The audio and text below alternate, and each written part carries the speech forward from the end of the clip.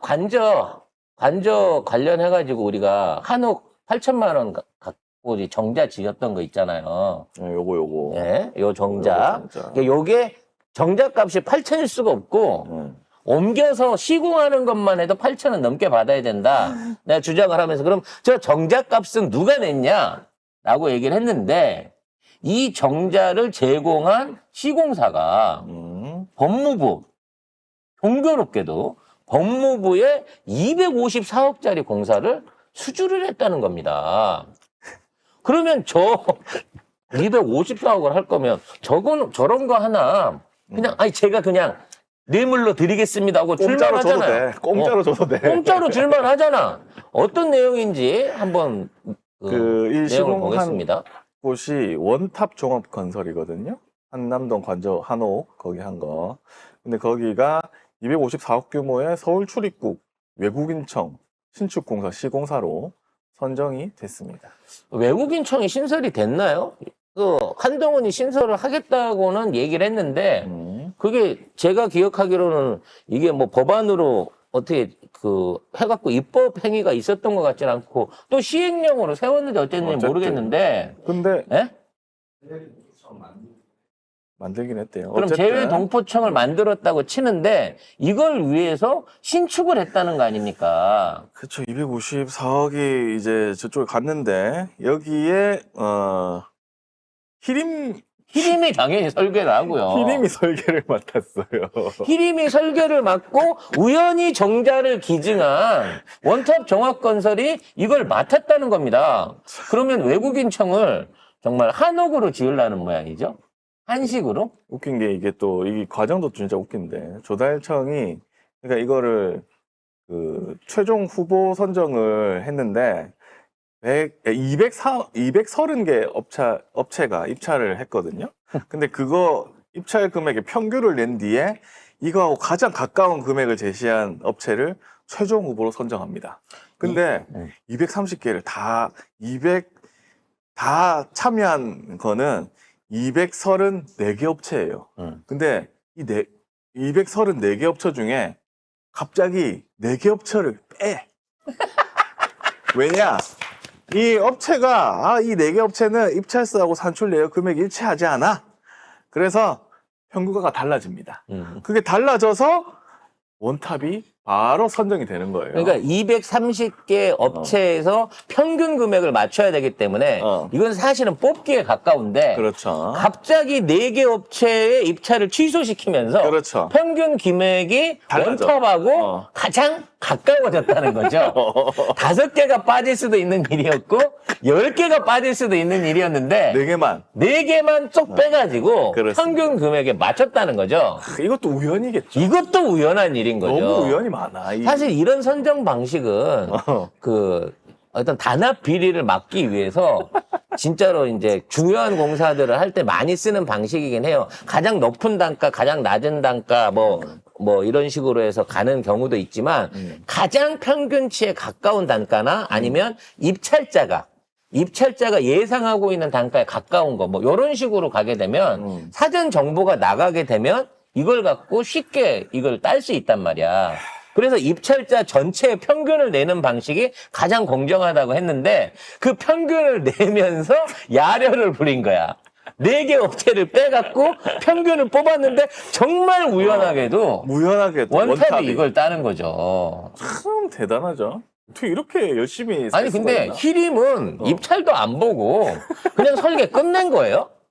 내가 알기로 외국인청 세운다고 한 지가 세운다고 한 1년 정도 된 것 같은데 아니 뭔 놈의 정부 건물 청사 하나를 아직 업자도 선정되지 않은 상황에서 히림이 설계를 맡아가지고 내가 보기엔 이미 설계도 제시됐을 것 같아. 왜? 돈을 받아야 되니까. 진짜 엉망진창이다. 나라가 진짜 어떻게 이렇게 되냐. 근데 또 엉망진창인 게 있죠. 뉴스버스가 이 단독 보도를 한 건데. 이건 더 큽니다. 이벤트 업체가 있어요. 근데 이게 대학생 대상으로 이벤트 하던 업체가 제가 어저께 방송에서 말씀드렸던 130개 이상의 그 용산공원에서의 LH 자금을 쓴 공사들이 있었는데 이 공사들에 대한 그 수주를 누가 받았는지 밝혀야 된다라는 말씀 어제 드리지 않았습니까? 확인을 해봤더니 어떤 업체가 그 당시에 있었던 180, 한 160 몇 억 정도 되는 2년 동안에 3년 동안에 집행한 이 금액 중에 거의 100억 이상을 용역비로 받아갔어요. 이게 무슨 용역이냐면 앞으로 용산공원을 어떻게 기획할 것인가, 어떻게 운영할 것인가, 그리고 어떻게 이 돈을 집행할 것인가, 이런 용역을 그걸 또 맡겼어요. 외부한테 수의 계약으로. 그러니까 이 공원을 어떻게 짓고 어떻게 운영하고 어떻게 진행할 것인가를 세 차례에 걸쳐가지고 용역비로 맡긴 게 100억이 넘는 규모가 된 거야. 그러니까 우리가 생각했을 때 160억 정도를 집행했으면 땅 파고 도로 내고 시설물 하는데 한 100억이 들어가야 맞잖아요. 3년 동안 168억 가까운 집행을 했는데 130억이 어떻게 운영할까에 대한 연구용으로 들어간 거야. 심지어 이게 뭐냐면 국토교통부 대상 국정감사에서 알려진 건데, 이 용산공원에서 왜 집들이 했다고 했잖아요. 네. 그거 관련해가지고 올댓 IMC라는 회사, 올댓 캠퍼스가 있는데, 이 업체가 시설물 관리 이력이 없대요. 그러니까 그냥 대학교 축제 전문으로 하던 이벤트 업체예요. 이벤트 업체인데 130억 규모의 용산 어린이 정원 관련 계약을 연달아서 수의 계약으로 체력을 합니다. 근데 이 용산 2022년 6월에 용산공원에서 지역 주민 초청 요 행사 요금이 2억 5천만 원. 이것도 여기서 한 거죠. 맡았던 업체인데, 네. 이 회사가 용역 당하기 전날에 2022년 8월 18일 당초에 이 회사 목적에는 사업 목적이 없는 건물 관리업하고 시설 관리업을 추가를 했습니다. 그 다음에 바로 그러니까 그 전날에 한 번도 건물 관리를 해본 적이 없는 업체가 사업 목적을 추가를 하고 그 다음 날 업체가 선정이 되는 거예요. 그렇지. 그러니까 결국은 한 번도 건물 관리를 해보지 않은 업체가 네. 48억, 그리고, 47억, 49억 이런 식으로 해갖고 이 용역들을 계속 따낸 거예요, 연달아. 심지어 이 LH가 이 별도 공고를 안 냈거든요. 안 냈는데도 이 올댓 IMC하고 2023년에 47억 5천만 원, 2024년 48억 9천만 원 규모의 용역 계약을 추가로 체결을 합니다. 그러니까 어마어마합니다. 이게 더 웃기는 건 뭐냐면요. 용산 활용 계획에 대한 걸 얘가 했잖아요. 그럼 이제 활용 계획이 예를 들어 2월 달까지다. 그 다음에 2월 달까지다. 그럼 이제 활용 계획을 보고 그 다음에 집행 계획을 용역을 내야 되잖아요. 활용 계획의 용역 기간이 끝나지 않았는데 집행 계획 수의 계약을 또 이 업체랑 하는 겁니다. 공고도 안 낸다. 공고도 안 내는데. 그래서 이 업체만 계속해서 받아들인 거예요. 그러니까 3년 동안 용산 어린이 공원을 한다고 160억 가까운 돈을 썼는데 실제 그 중에 130억이 기획하는 데만 다 들어갔어. 기획하는 데만. 근데 기획해놓은 게 뭐 있어요? 그냥 도로 같이 밧줄 같이 생긴 방수포 비슷한 폭 깔고, 가마니 같은 폭 깔고, 거기 관련해서 줄 대고, 벤치 하나둘 넣고, 조형물 하나둘 넣고, 돌아가는 바람개비 하나둘 꽂아놓고, 실제 용역비로만 어떻게 운영할 것인지 연구하는 비용으로만 3년 동안 130억을 써버렸다. 아니, 근데 바이바이 플라스틱, 김건희가 주도하는 거, 그거 캠페인에서도 보면은 총 비용이 1억 원 정도 들었는데, 아무것도 안 하고 있는 그 거죠.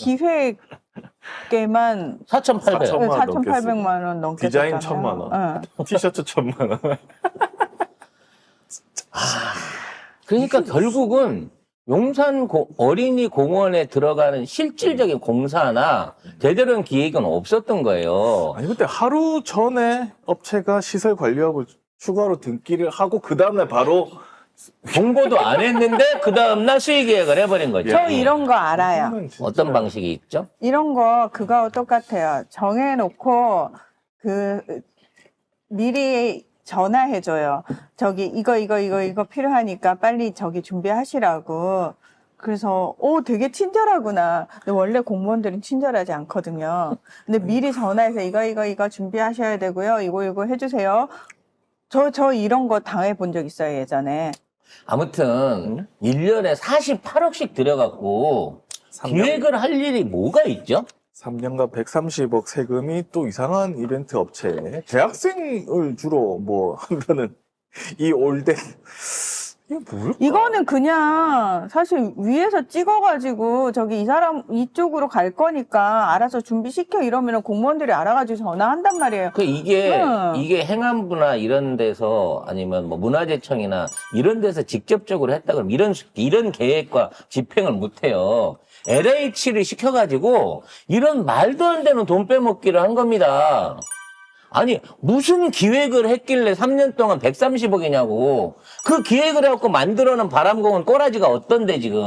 아니 그 공고를 안 냈는데 어떻게 여기만 딱 2번이나 해가지고 이렇게 돈을 많이 주지?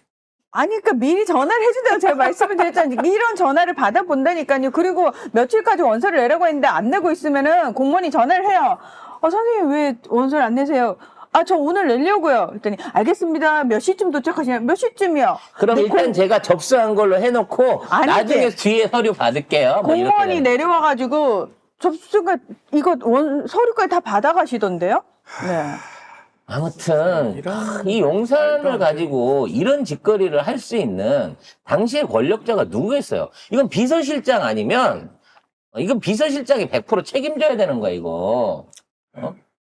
잡아다 물어봐야 돼요 정진석이한테. 왜 이렇게 돈이 나갔냐고. 뭔 용역을 하는데 130억 기획비로만 다 줬냐고 물어봐야 됩니다 이거. 조만간 국정조사 아니면 청문회나 특검에 들어가야 될 내용이라고 봐집니다. 이게 일본도 이렇잖아요. 아베 살아있을 때 신칸센 신형으로 교체하는 그 작업에. 자기 부상 열차 한다고 100조 원을 갖다가 쏟아부었어요. 근데 이미 해보니까 타당성이 안 나온대. 그래서 지하로 하기로 했던 걸 지상으로 다 올리고 일반 전철로 깔기로 했어. 근데 100조 중에 이미 47조를 기초공사와 설계비로 용역이나 써버렸어. 이런 걸로 다 썼어. 그래서 그거를 메모를 하고 없는 비용으로 치고 그렇죠. 다시 예산을 모아가지고 지금 거기 복선화 작업을 다시 시작하고 있는 거예요. 뭐 이런 식인 거죠. 돌겠어. 정말 돈이 썩어져 나가는 또 그 흘러가는 흐름이 너무 뻔히 보이는 거예요. 이거 원탑 지금 말하고 있는 이 업체들 전부 세무조사하고 뒷구멍이 계좌조사 해보면 이거 전부 다 최 씨나 김 씨한테 어떤 형태로든지 지급됐을 가능성은 무조건 100%라고 봐. 그리고 김건희한테 저기 21g 있죠? 21g 후원했던 사우나하고 라카룸 2개 지으면서 그 총 공사비가 32억이었대. 근데 이것도 외교부 장관 공간 사용 승인 전에 그렇죠. 공사를 했습니다. 그러니까 사택에다가 사우나하고 그 의상실을 달아내는 그러니까 라커룸이라 그래야 돼. 아무튼 의상실을 달아내는 요 면적이 2개 합쳐서 32평이었는데 예? 이와 관련된 공사비로 32억을 쓴 거예요. 16평이지 8평씩. 18평을 늘어내는데 이것저것 다 해고 32억을 쓴 게 21g인데 이것도 허가를 받지 않은 상태에서 먼저 송공사를 하고 나중에 돈도 먼저 땡겨갔어. 용역을 완료시키지 않은 시점에서. 이게 말이 되나? 근데 여기에 대해서 민원을 제기하고 감사원이 2년을 조사를 했잖아요. 근데 이거를 확인하고도 감사원은 덮어줬다는 거지. 아무것도 안 했대요. 그리고 뭐 중공검사 없이 공사가 완료된 거, 뭐 이런 거 처리가 다 됐는데 여러 위반 사항이 있었는데 이런 구체적 감사를 안 했습니다. 아예 감사원이. 그리고 문제 없다고 발표를 해버린 거잖아요. 그리고 21g 대표 김태형 씨는 지금 어디 갔는지 없어졌어요. 그래서 지금 뭐 찾아가고 하던데. 국회의원들이 지금 찾아가고 사무실 찾아가가지고 없어 근데. 동행목령권 대해 설명하고 지금 얘기를 하고 있는 거거든요. 그럼에도 불구하고 끝까지 도망을 댕기려고 생각을 하고 있는 것 같습니다. 김건희 관련 사람들 다 지금 뭐 해외 나가고 그러니까 의심된다니까. 왠지 필리핀이나 싱가포르에다가 이 한두 명씩 떨궈 놓는 거야? 내려놓지 않았을까. 그래서 야, 돌아오는 비행기표는 안 사준 그렇지. 거예요? 그냥 그걸 태워주고 야, 동생아, 너 싱가포르에서 이 사람 인계 받아갖고 네가 좋은 데다 묻어드려라. 뭐 이렇게 하지는 않았을까라는 걱정이 됩니다. 결과적으로 김건희에 관련된 건 하나도 제대로 된 감사를 안 한다는 거죠. 이렇게까지 안 할 수가 있지?